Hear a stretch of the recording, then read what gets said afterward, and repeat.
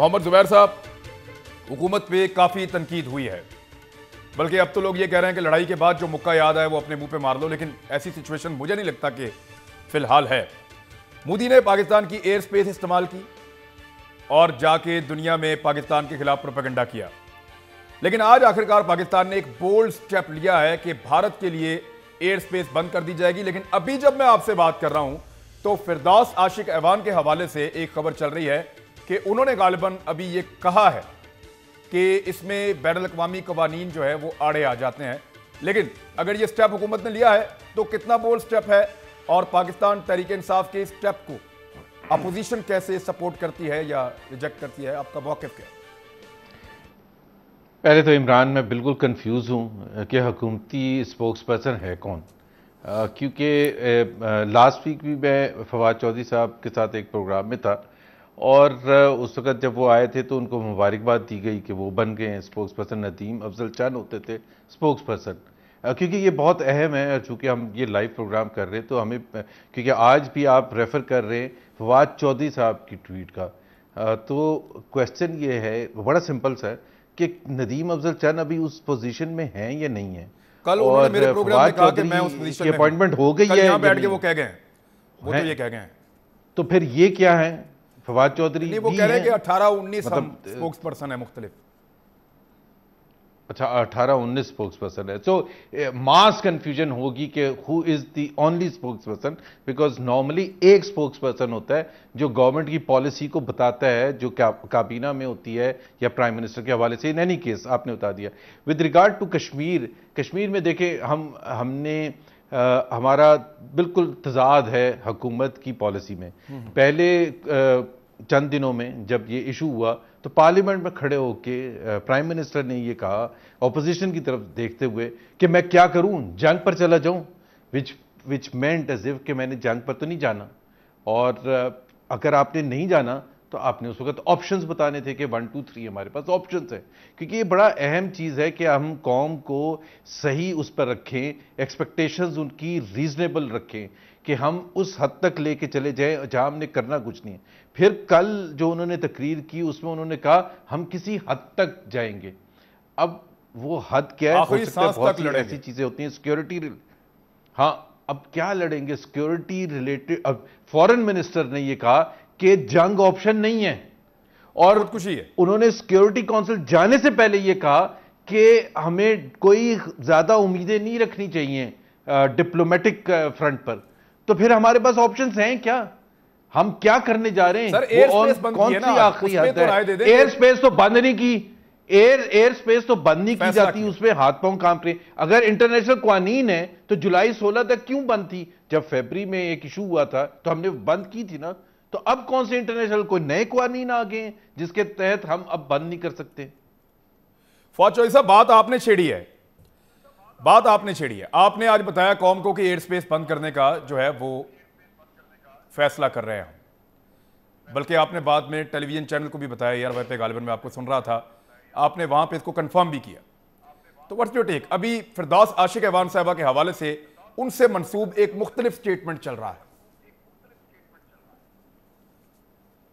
देखिए, काबीना में मैंने ये कहा है कि अंडर कंसिडरेशन हुआ है, प्राइम मिनिस्टर साहब ने बिल्कुल ये फैसला किया है एयर स्पेस जो है बंद की जाएगी। फिरदौस ऐवान साहब का मुझे उनका नहीं पता, मुझे उनकी क्या है क्या नहीं है, लेकिन जो आज काबीना के अंदर गुफ्तगू हुई है और जो एक प्राइम मिनिस्टर साहब का पॉइंट ऑफ व्यू है वो बिल्कुल यही है कि एयर स्पेस हम बंद कर रहे हैं और इंशाल्लाह अगले 24 घंटों में उस पर इम्प्लीमेंटेशन होगी। जी फवाद चौधरी साहब, कैसे स्किप कर गई फिरदौस आशिक ऐवान साहबा इस अहम तरीन खबर को? उन्होंने मीडिया को क्यों नहीं बताया? देखिए, मुझे नहीं पता उन्होंने क्यों नहीं बताया, क्योंकि डिस्कशन तो हुई थी और बाद में हुई थी। कई दफ़ा बैठे हुए पता नहीं चलता, कई दफ़ा सरफ़े नज़र हो जाती है इंपॉर्टेंट चीज़ें, और मेरा ख्याल है कि सबसे इम्पॉर्टेंट बात तो यही थी। वही मैं कह रहा हूँ ना सर, बड़ी इंपॉर्टेंट बात थी, फवाद चौधरी साहब को बाद में आकर बताना पड़ा। आज सबकी हेडलाइन ये है, सुबह अखबारात की मेन खबर ये है, और वजीर इत्तलात उसको ना बताएं और अब इस वक्त ये स्टेटमेंट दें कि बैनुल-अक़वामी कवानीन आड़े आ जाते हैं। क्या फैसले सिर्फ आपकी कैबिनेट में ही हो रहे हैं ना सर? देखिए फैसले होते हैं, कई दफ़ा बताने में कुछ गलतफहमी भी हो जाती है, नहीं समझ आती, कुछ इस तरह की बात हो गई होगी, लेकिन कोई ऐसा इशू नहीं है, वो अपना रिजॉल्व हो जाएगा। जो मेरी अगर आप ट्वीट की लैंग्वेज देखें तो बड़ी वाज़ेह है। मैंने ये कहा कि प्राइम मिनिस्टर साहब is considering the ban, complete ban of Indian air space, और यही एग्जैक्टली बात जो है वो हुई है।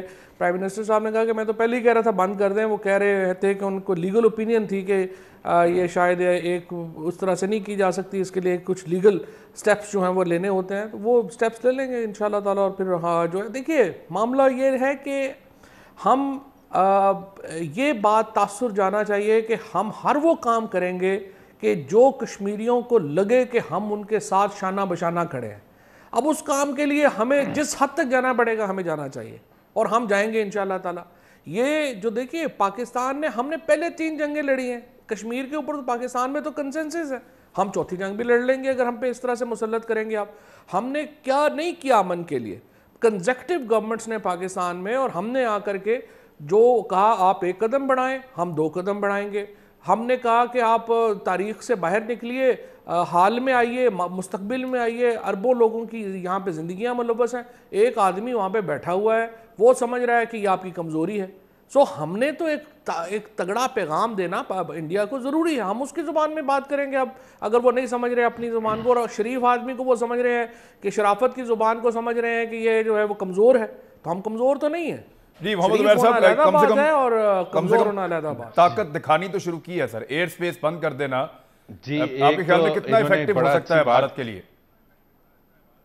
एक तो मैं फवाद चौधरी को बड़ा लाइक करता हूँ, और इन्होंने कहा, बड़े इंटरेस्टिंग जुमले इन्होंने कहे फिरदौस आशिकाबाद, कि वो बैठी होंगी, शायद स्किप हो गया होगा, उनको महसूस नहीं हुआ होगा कि डिस्कशन हुई है। अभी आप एक चीज़ देखें, ये कह रहे हैं शाना बशाना, तो पहले फिरदौस आशिकाबाद और फवाद चौधरी तो शाना बशाना खड़े हो जाए। आज ही के दिन की एग्जाम्पल है कि दोनों अलग अलग खड़े हुए नजर आ रहे हैं।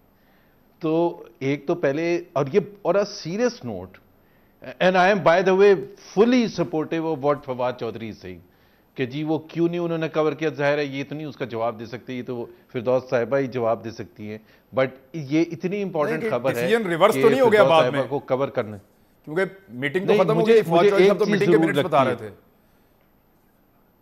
अच्छा, अब ये बड़ी अजीब सी बात है। सो अगर कश्मीर के इशू पर एक तो हमारी आवाज है, हम कह रहे हैं पूरी कौम की एक आवाज होनी चाहिए, यहां काबीना की एक आवाज नहीं है, तो एक तो मेरा ख्याल है इसमें कुछ ना कुछ तो सिस्टम डेवलप करने की जरूरत होगी कि जहां काबीना के फैसले जो हैं वो बिल्कुल क्लियर कट आए। और ये बहुत इंपॉर्टेंट फैसला है, बिकॉज पाकिस्तान के अवाम इस बात से खुश नहीं है कि इंडियन प्राइम मिनिस्टर मोदी मजे लेते हुए, हमारी एयर स्पेस इस्तेमाल करते हुए, हमें हालत जंग में छोड़ के पाकिस्तान के खिलाफ प्रोपेगेंडा करने निकले हैं, और वो अब बड़े, हम उनको बिल्कुल फैसिलिटेट कर रहे, फैसिलिटेट ही करना होता है ना, क्योंकि जुलाई 13 तक तो हमने एक फैसला किया हुआ था। सो एटलीस्ट उस पॉइंट ऑफ व्यू से हमने कोई इंटरनेशनल लॉ तोड़ा नहीं था, और इस 4-5 महीने में जब एयर स्पेस उनको नहीं अवेलेबल थी, तो कोई इशू एटलीस्ट मेरी नजर से तो नहीं गुजरा जिसमें यूनाइटेड नेशंस में या किसी और जगह ये कोई लीगल इशू आया हो जिसमें हमारे लिए बड़ा शर्मिंदगी का बायस बना हो कि हमने एक ऐसा फैसला किया। सर यूएन की करारदादें, एक मिनट सर, एक मिनट, यूएन की करारदादें पड़ी हैं और भारत को उसके ऊपर इंप्लीमेंट करना है, नहीं वो नहीं करता, उसके कानों पे जू नहीं रेंगती, तो सारे कवानीन हमारे लिए ही सर, हमारे लिए। और फिर उसके बाद यह है कि अगर 5 अगस्त को फैसला हुआ था, इंडिया ने फैसला किया था, तो आज हम ये कह रहे हैं कि फैसला करने जा रहे हैं।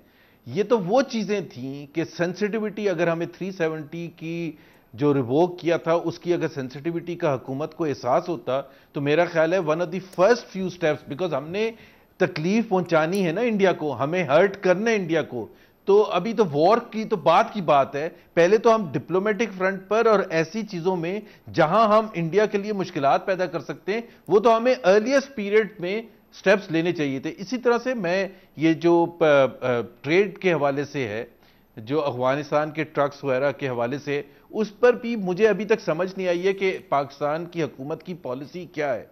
अब हम अगर इंडिया और अफगानिस्तान की ट्रेड को अभी तक फैसिलिटेट कर रहे हैं, और क्या हमारा इरादा है कि हम वो करते रहेंगे फैसिलिटेट,